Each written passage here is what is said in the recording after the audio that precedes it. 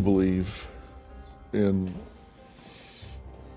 afterlife awareness, and I do believe that Shanann and Nico and Bella and Cece have access. And What did they say to me when they came to see me? have they? Yes. And what did Cece say? The first night when they found Shannon's body, I'm going to be honest with you, Dr. Phil. I was laying in the bed weeping so hard, talking to God, and I said, you know, I could just end my life now and go find my daughter. I had fallen asleep. The next morning, I get a phone call, and they found Shannon's body. I said, do you want me to identify her on the phone? And he said, yeah, you could do that. And I said, is she beautiful? He said, yes. I said, does she have black hair? And he said, yes. And I said, then you have my daughter. That night, I was laying in bed and I just felt a presence, and I heard my daughter. I felt her, and I heard her say, I love you, Mommy, and I'm sorry. She told me she was at peace. I finally fell asleep with my daughter at my presence, and she slept with me. I just felt her. The following day, I get a phone call, and they said, Sandy, we found your granddaughter, but we're not sure which one. And I said, Bella's a little taller. She's pretty slimmer. She's not, she don't got a little belly. And if you pull her hair up a little bit, because I do their hair, and it would be so long, you know, and then I realized all the oil, they would never know. So they said, who's the one that wears a pull-up? And I said, that would be Cece. They said, well, then we have Cece. And I said, well, keep going. I said, find my Bella. And 2 hours later, they did. It was hard for them to even tell us. You know, you could hear it in their voices. I couldn't imagine trying to be in their shoes, trying to tell the parents what they just found. Yeah. And it was 2 hours later that they said they had found Yeah, she was Bella. at the bottom of the drum, and their skin was falling off as they were trying to get them out. Everybody needed so much therapy after that.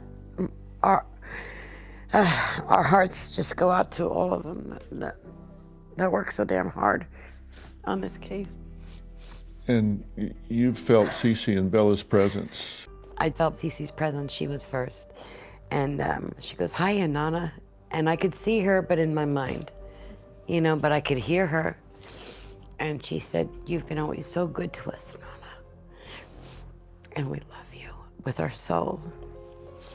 And I always took their face and kissed them all over. And she grabbed my face and just kissed me all over. And Shannon said, it's okay now. And we gave kisses, and she turns her to her left. And then Bella came in, and Bella went like kind of like, hi, Nana, you know, just like the way she, I don't know, just the way she did it, yeah. And she said, guess what, Nana? And I said, what, Bella? And she said, I can go to Walt Disney World anytime I want. And I said, that's right, Bella. That's right. She thanked us for loving her so much. And that's how you remember those two? Yes, after I saw Bella and Cece, and then Shannon was standing there. I could see her body, but like kind of like see-through, and then just her upper part turned, and then I couldn't see who was handing the baby to her, and she handed me my grandson, and looks just like Frankie. It's crazy, but looks just like Frankie. So in 2025, nearly 7 years after the murders shocked the world, Shanann Watts' parents finally spoke with a clarity shaped by grief, time, and painful hindsight. Back in 2018, everything felt rushed. Press conferences, headlines, opinions forming faster than the truth itself.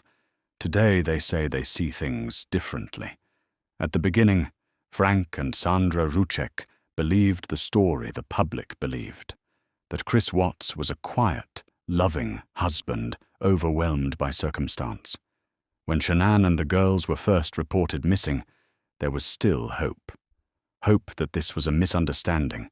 Hope that Chris's calm demeanor meant innocence.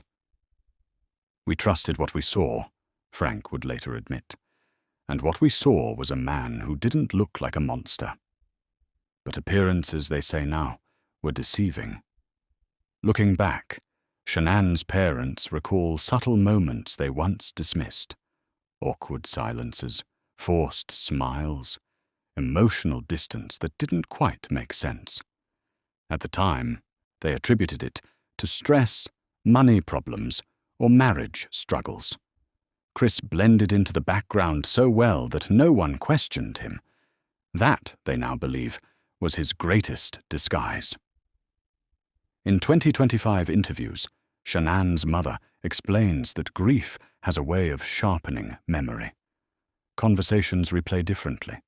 Text messages take on new meaning. There were signs, she says quietly. But when you love someone, you don't expect evil. You explain it away. The pain of realizing they once defended the man who destroyed their family still cuts deep. They don't speak to rewrite history, but to warn others. Monsters, they say, don't always shout. Sometimes they whisper. Sometimes they smile for cameras. As this story unfolds, we'll explore what Shanann's parents have learned, what they wish they had seen sooner, and how time has changed their understanding of Chris Watts forever. If you want the full truth behind this case and stories like it, don't forget to like this video, subscribe to the channel, and turn on notifications so you never miss an episode.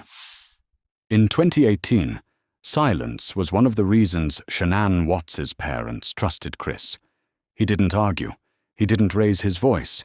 He rarely showed anger. To Frank and Sandra Ruchek, that quietness felt reassuring. In their minds, dangerous men were loud, aggressive, and unpredictable. Chris was none of those things, or so it seemed. When Shanann spoke about her marriage, she often framed Chris as dependable. He went to work, helped with the kids, and avoided conflict. From the outside, it looked like stability. Her parents saw a man who stayed in the background while Shanann's personality filled every room. They mistook his passivity for patience.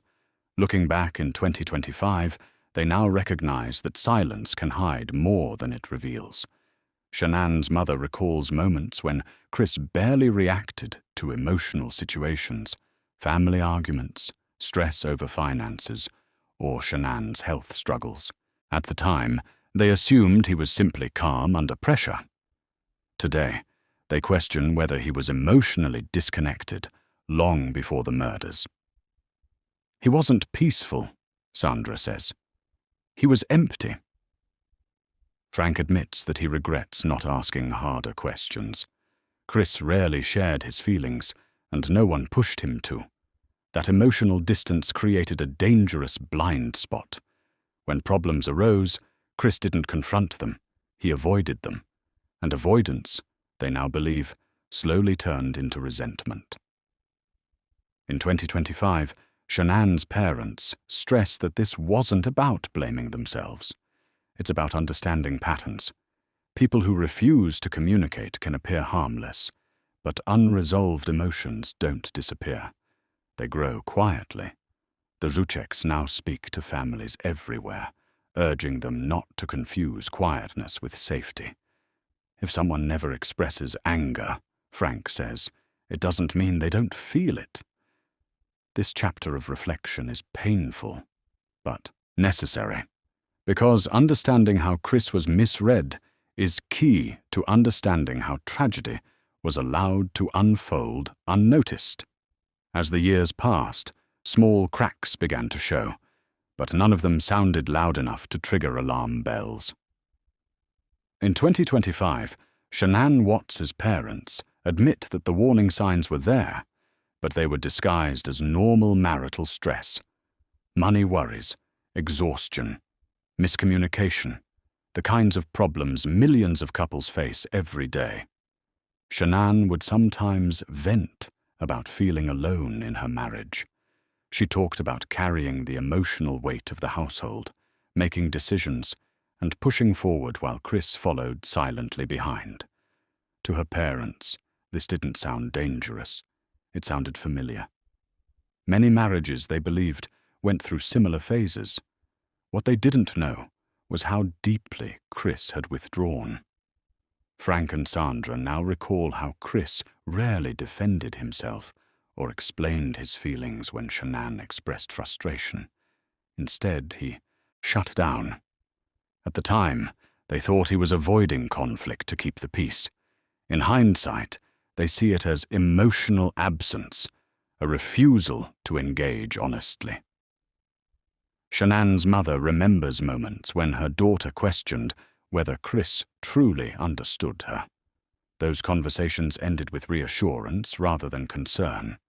"We told her marriage is work," Sandra says.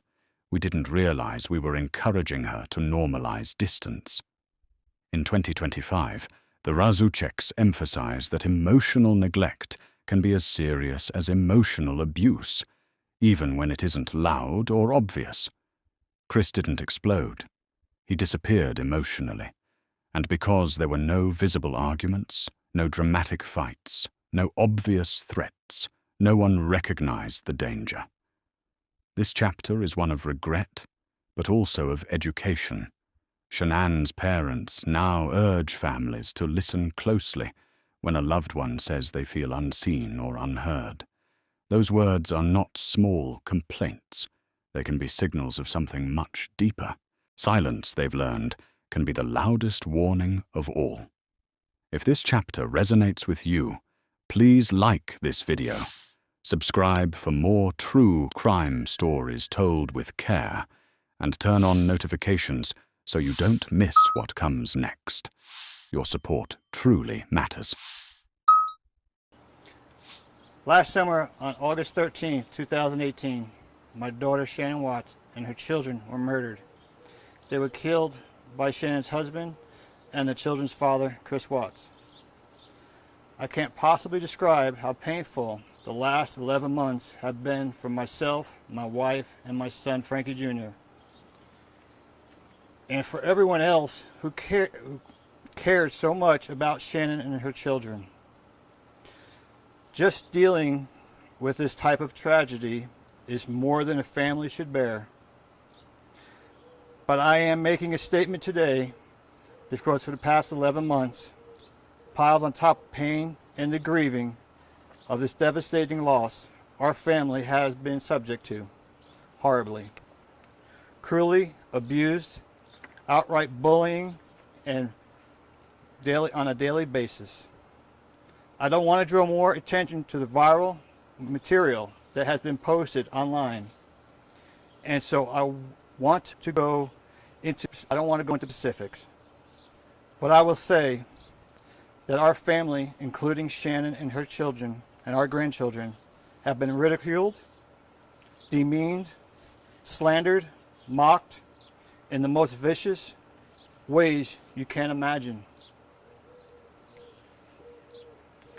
We have been subject to false accusations, fake Facebook accounts, hate speeches, and constant stream of ugly, evil insults and attacks. Every time we turn around, there is someone trying to capitalize on our tragedy.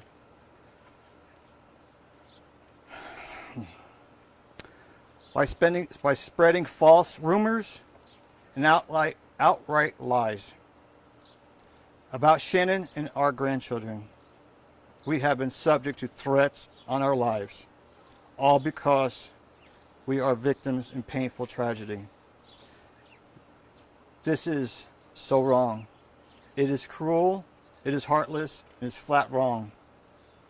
It breaks my heart to know that we are not the first family to have to live through this kind of tragedy, and we won't be the last. Families like ours should have the right to be safe and the right of a basic level of privacy, the right to mourn in peace.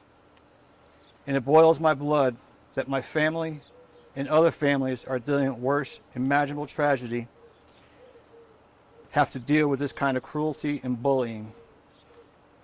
It needs to stop.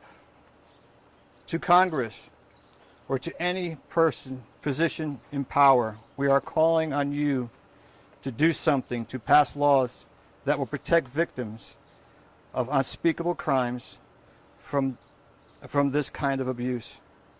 Our online social media sites like Facebook, YouTube, and Twitter. We have contacted you many times, reported this abuse, but no avail. We are calling on you again to do the right thing, to take some responsibility for your platforms and stop this despicable conduct. To the people who feel they are entitled to profit off our loss, we urge you, please stop. And for the people who are interested in this case, who feel compelled to comment and discuss, please stick to the truth. It is painful enough for us to just dealing with the reality. Reading the insane conspiracy theories, ugly false rumors, and lies only make it more painful.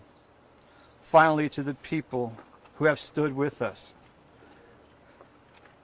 who have supported us and prayed for us and our family,